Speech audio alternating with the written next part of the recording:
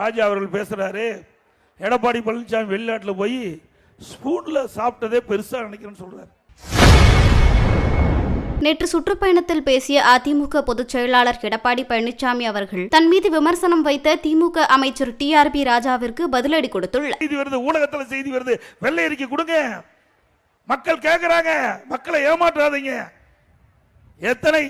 எவ்வளவு தொழில் முதலீட்டு ஈர்த்தீர்கள், என்னென்ன தொழில் வருகிறது, எவ்வளவு புரிந்துணர்வு ஒப்பந்தம் போட்டீங்க, அந்த புரிந்துணர்வு ஒப்பந்தத்துடைய நிலைமை என்ன, எத்தனை தொழிற்சாலைகள் இந்த அரசு வந்த பிறகு பயன்பாட்டுக்கு வந்திருக்கு என்ற செய்தியெல்லாம் மக்கள் தெரிந்து கொள்ள வேண்டும். வெள்ளை அறிக்கை கேட்டா இது வரைக்கும் வெளியிடவே இல்லை.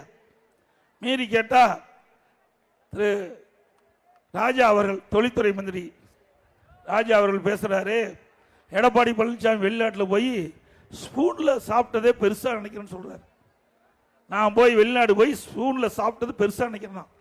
ஆமாம், நான்லாம் ஸ்பூன்ல சாப்பிட்டது பெருசு தான். நான் விவசாய குடும்பத்தில் பிறந்தவன், சாதாரண குடும்பத்தில் பிறந்தவன், கையில் சாப்பிட்டு தான் பழக்கம். உங்களை போல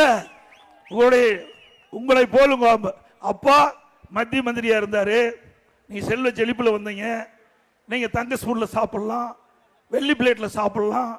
உங்களுடைய தலைவர் திரு முதலமைச்சர் ஸ்டாலின் அவருடைய அப்பா முதலமைச்சர் இருந்தாரு, செல்வ செழிப்பில் இருந்தாரு, அவர் தங்க ஸ்பூன்ல சாப்பிடலாம், இன்றைக்கு வெள்ளித்தட்டில் சாப்பிடலாம். இங்கே இருக்கின்ற மக்களோடு மக்களாக வாழ்ந்துக்கிறோம். நாங்களும் ஸ்பூன்ல சாப்பிட முடியாதப்பா, கையில் தான் சாப்பிட முடியும்.